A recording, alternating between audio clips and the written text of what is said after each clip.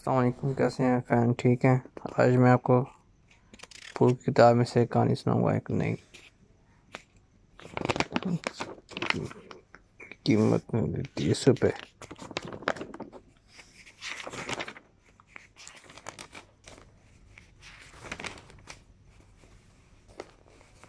اگر آپ میرا چینل سبسکرائب کریں گے تو آپ کو روز نئی اسٹوری ملے گی۔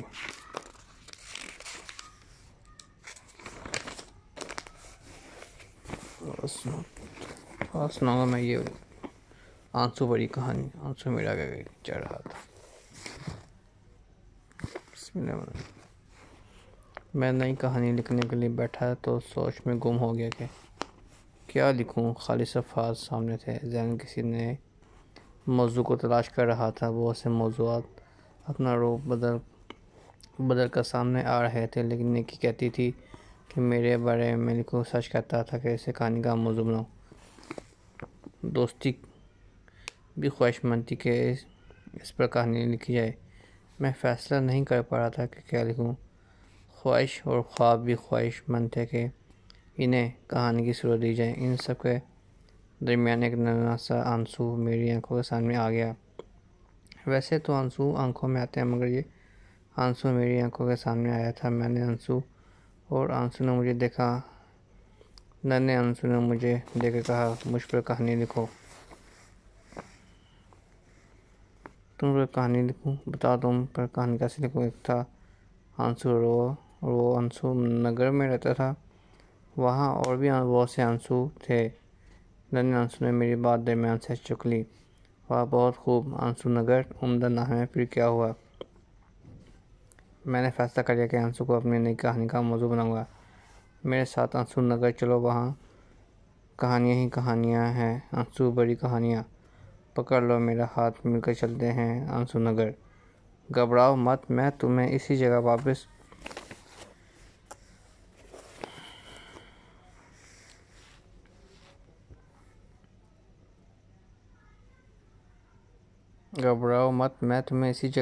چھوڑ جاؤں گا، چلو میرے ساتھ۔ ننھا آنسو میرے آنسو نگر تک لے گیا، مجھے آنسو نگر تک لے گیا تھا۔ ہر طرف آنسو ہی آنسو تھے۔ میں آنکھیں پار کر اپنے ارد گرد آنسوؤں کو دیکھ رہا تھا کہ خوشی کے ایک آنسو نے مسکرا کہا، لگتا ہے پہلی بار یہاں آئے ہو۔ ہاں جی ہاں، پہلی بار آنسو نگر آیا ہوں۔ اتنے سارے آنسو یہاں کیسے آئے؟ میں ہر طرف آنسوؤں کو دیکھ کر گھبرا سا گیا تھا۔ میری گھبراہٹ کو خوشی کے آنسو نے بھانپ لیا تھا۔ اس نے مجھے تسلی دیتے ہوئے کہا، گھبراؤ مت، یہاں تمہیں کوئی کچھ نہیں کہے گا، ہر آنسو کی ایک کہانی ہے۔ ننھا آنسو تمہارے ساتھ ہے، تم آنسو نگر میں جہاں جانا چاہو جا سکتے ہو۔ خوشی کے آنسو کی بات سن کر میری گھبراہٹ کچھ کم ہوئی تھی۔ میں نے آنسو کی طرف دیکھ کر پوچھا، جان آپ کب پاکستان آ رہے ہیں؟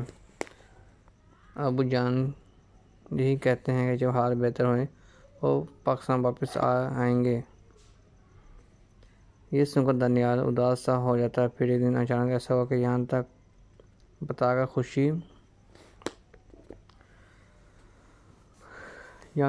خوشی کا آنسو خاموش ہو گیا۔ پھر کیا ہوا؟ میں مزید جاننے کے لیے بے چین سا ہو گیا۔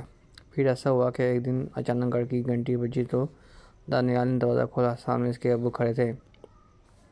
اسے یقین ہی نہیں آتا کہ اس کے ابو گھر واپس آ گئے ہیں۔ ابو جان کے آنے کی خوشی اتنی زیادہ تھی کہ بے اختیار میں دانیال کی آنکھوں سے نکل کر اس کے رخساروں پر آ گیا۔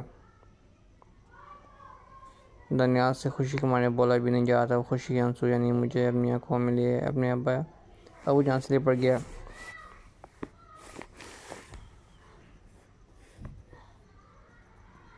اس لمحے مجھے خود پر شک آیا، مجھے اللہ تعالیٰ نے خوشی کا آنسو بنایا ہے۔ یہ کہتے ہوئے آنسو کی آنکھوں میں بھی آنسو تیرنے لگے تھے۔ ہاں واقعی تم خوش نصیب آنسو ہو، میں نے خوشی کے آنسو کی طرف دیکھ کر کہا۔ خوشی کے آنسو نے ایک آنسو کو اشارہ کیا تو وہ میرے قریب آ گیا۔ وہ آنسو صورت ہی سے دکھی دکھائی دے رہا تھا۔ اور جب سر جھکائے میرے پاس آ کر بیٹھا تو خوشی کے آنسو نے مجھ سے مخاطب کیا، اپنے بارے میں بتاؤ، میرے پاس بتانے کے لیے ہے ہی کیا، دکھ ہی دکھ ہیں دانش۔ ننھا سا دانش والدین کے ایک حادثے میں انتقال پر بلک بلک کر رویا تھا۔ وہ اکلوتا تھا۔ چچا نے اپنی محبت کی بہاؤں میں لیا مگر چچی نے نفرت کا اظہار کیا۔ چچا کے سامنے تو وہ اس سے اچھا سلوک کرتی مگر جب وہ دفتر چلے جاتے تو بات بات پر دانش کی پٹائی ہوتی، مار پڑتی تو اس کی آنکھوں میں سے آنسو جاری ہو جاتا۔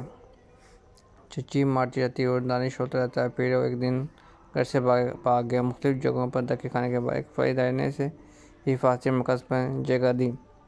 دکھی آنسو رکا تو میں نے پوچھا۔ دکھی آنسو بولا، دانش اب کہاں ہے؟ دانش اس وقت فلاحی مرکز ہی میں ہے، وہاں وہ تعلیم حاصل کر رہا ہے۔ چچا اس لیے اسے لینے آئے تھے مگر اس نے ان کے سمجھانے سے انکار کر دیا۔ دانش اب وہاں بہت خوش ہے۔ اس کا کہنا ہے کہ وہ بے سہارا اور یتیم بچوں کے لیے کام کرنا چاہتا ہے۔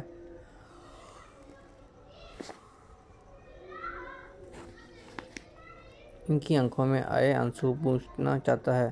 دکھی آنسو اگرچہ دکھی تھا مگر اسے اس بات کی خوشی تھی کہ دانش اب دکھی نہیں ہے، وہ فلاحی مرکز میں خوش ہے۔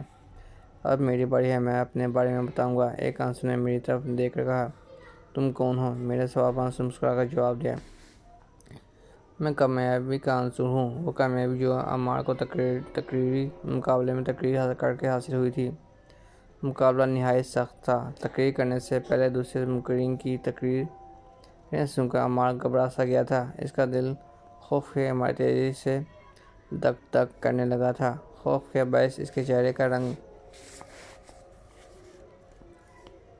زرد ہو گیا تھا۔ جب اس کا نام پکارا گیا تو وہ ڈرتے ڈرتے اسٹیج کی طرف بڑھا۔ اس نے تقریر کا آغاز کیا تو اسے یوں لگا کہ شاید وہ کچھ بول نہ پائے گا۔ جب اس کا خوف قدرے کم ہوا تو وہ بولا، حاضرین نے تالیاں بجا کر اسے دعا دی۔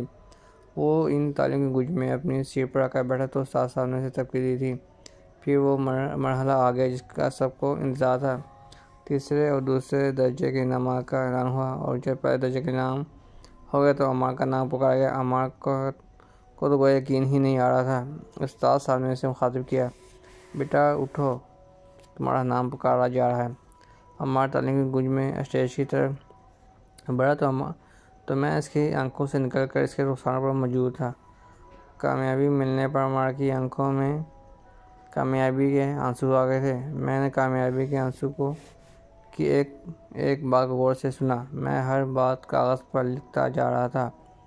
کامیابی کے بعد ناکامی کا آنسو بھی اپنی کہانی لیے میرے پاس موجود تھا۔ ننھا آنسو میرے ساتھ ہی بیٹھا تھا۔ ناکامی کے آنسو نے اپنی کہانی سناتے ہوئے بتایا کہ حمزہ کی آنکھ سے ٹپکنے والا آنسو میں ہوں۔ پڑھائی کی طرف توجہ نہ دینا، ہر وقت موبائل فون لے کر بیٹھے رہنا، جب بھی موقع ملنا گراؤنڈ میں کھیلنے کے لیے چلے جانا۔ امی جان جب بھی پڑھائی کی باتیں کرتے وہ کہتا کہ اس کا کام مکمل ہے۔ ابا جان صبح اپنی دکان پر جاتے اور رات گئے واپس آتے۔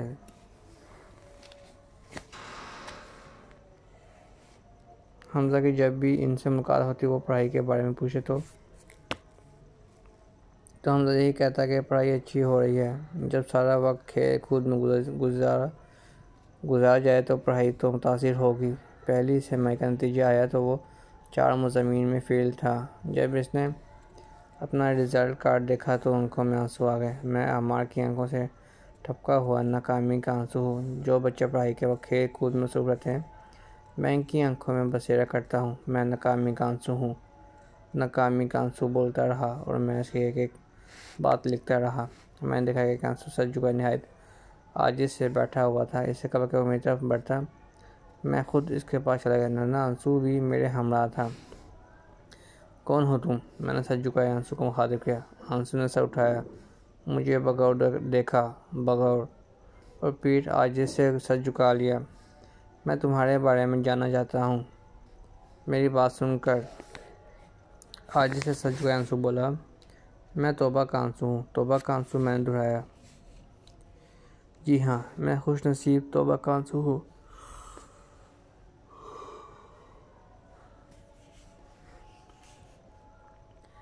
میں سعد کی آنکھوں سے نکلا ہوا آنسو ہوں۔ سعد ملک تنویر کی کوٹھی میں 3 سال سے کام کر رہا ہے۔ ننھے عاقب کو باغ میں لے کر جانا، کتے کی زنجیر پکڑ کر نہر کنارے سیر کروانا، صاف صفائی ستھرائی کرانا اور ننھے عاقب کے کھلونوں کو الماری میں ترتیب سے رکھنا جیسے کام اس کے ذمہ تھے وہ یہ سارے کام خوش دل سے انجام دیتا۔ ملک صاحب رحم دل تھے مگر مالکن ذرا سخت مزاج تھی۔ ایک دن ایسا ہوا کہ بیگم صاحبہ اپنے پرس کمرے میں بھول گئی۔ ساتھ صفائی ستھرائی کے لیے کمرے میں گیا تو پرس میں نوٹ دے کر لالچ میں آگے جٹ پرس کھول کر 1000 کے 2 نوٹ نکال کر تیزی سے اپنی جیب میں ڈال لیے۔ اب وہ ان پیسوں خرچ کرنے کے منصوبے بنانے لگا۔ وہ سوچنے لگا کہ جب وہ عاقب کو لے کر باغ میں جائے گا تو وہاں مزیدار آئس کریم کھائے گا۔ 2 ہفتوں بعد وہ اپنے گھر 2 دن کی چھٹیوں پر جائے گا تو اپنی بستی میں جا کر ان پیسوں کے پاپڑ دہی بڑے کھائے گا، کھلونے خریدے گا۔ وہ ابھی یہ منصوبہ بنا ہی رہا تھا کہ دادا جان کی باتیں یاد آ گئی۔ دادا جان کی باتیں میں درمیان میں بولا۔ وہ جب ملک تنویر کے ہاں ملازمت کرنے کے لیے آیا تو دادا جان نے سمجھایا تھا کہ وہاں ایمانداری سے کام کرنا، بے ایمانی کا راستہ مت اپنانا۔ یہ خیال آتے ہی سار کو اپنی جیب میں رکھے ہوئے روپے برے لگنے لگے۔ وہ کوئی وقت ضائع کیے بغیر کمرے میں داخل ہوا۔ بیگم صاحبہ لان میں بیٹھی تھی۔ سعد نے تیزی سے 2000 روپے واپس پرس میں رکھ دیے۔ اسی لمحے اس نے یہ دعا کیا، اے میرے پیارے اللہ، مجھے معاف فرما دے، میں آئندہ چوری نہیں کروں گا، میں سچے دل سے توبہ کرتا ہوں، یہ برا کام آئندہ نہیں کروں گا، اے اللہ میری توبہ قبول فرما لے، میری توبہ قبول فرما لے۔ یہ کہتے ہوئے سعد زاروں کو طرح رو دیا۔ میں اس کی آنکھوں سے بہنے والا توبہ کا آنسو ہوں۔ یہ کہہ کر توبہ کے آنسو نے عاجزی سے دوبارہ سر جھکا لیا۔ میں رات گئے تھے آنسو نگر میں، مختلف آنسوؤں سے ان کی کہانیاں تر رہا۔ ننھے آنسو نے بھی اپنے بارے میں بتایا کہ وہ ان بچوں کی ننھی ننھی پیاری پیاری آنکھوں سے نکلنے والا وہ آنسو ہے جو بچوں کے پیٹ میں درد ہوتا ہے۔ بچے درد کی شدت سے بے چین ہو کر روتے ہیں تو ان کی ننھی آنکھوں میں ننھے آنسو موجود ہوتے ہیں۔ میں نے ننھے آنسو کا ہاتھ پکڑا تو تھوڑی ہی دیر میں اپنے کمرے میں واپس آ گیا۔ ننھا آنسو جب وہاں سے رخصت ہوا تو اب بہت سی آنسو بڑی کہانیاں میرے پاس موجود تھیں۔ میں کہانی لکھنے کے لیے خالی صفحات کی طرف بڑھا تو اچانک ایک خیال نے میرا قلم روک دیا۔ میں نے کہانی لکھنے کے لیے جھوٹ بول کر چھٹی لی تھی۔ میں نے فون کر کے جلال صاحب کو بتایا تھا کہ میری طبیعت ٹھیک نہیں ہے، دفتر آنا ممکن نہیں۔ میں نے جھوٹ بولا تھا۔ میرا سر شرم سے جھکتا چلا گیا۔ اسی لمحے ہاں اسی ساتھ میرے لبوں پہ یہ دعائے جملے تھے، اے میرے مالک مجھے معاف فرما دے، میں آئندہ جھوٹ نہیں بولوں گا، اے پیارے اللہ مجھے معاف فرما دے، میری توبہ قبول فرما لے، میری توبہ قبول فرما لے۔ یہ کہتے ہوئے میری آنکھوں سے آنسو بہہ نکلے۔ آنسو میری آنکھوں سے نکل کر دریا میں جذب ہو گئے اور تھوڑی ہی دیر میں خشک ہو کر غائب ہو گئے۔ مجھے یقین ہے، پختہ یقین ہے کہ اب وہ آنسو نگر میں سر جھکائے عاجزی کے ساتھ ایک طرف بیٹھے ہوں گے۔ وہ ایسا اس لیے کریں گے کہ وہ توبہ کے آنسو اللہ تعالیٰ کی بارگاہ میں ضرور شرف قبولیت حاصل کرتے ہیں۔ اب میں خود کو ہلکا پھلکا محسوس کر رہا ہوں۔ میں اب کہانی لکھوں، کسی آنسو کو اپنی کہانی کا موضوع بناؤں گا۔ آج کے ساتھ کہانی ختم ہوتی ہے۔ اپنا بہت سارا خیال رکھیے گا۔ خدا حافظ۔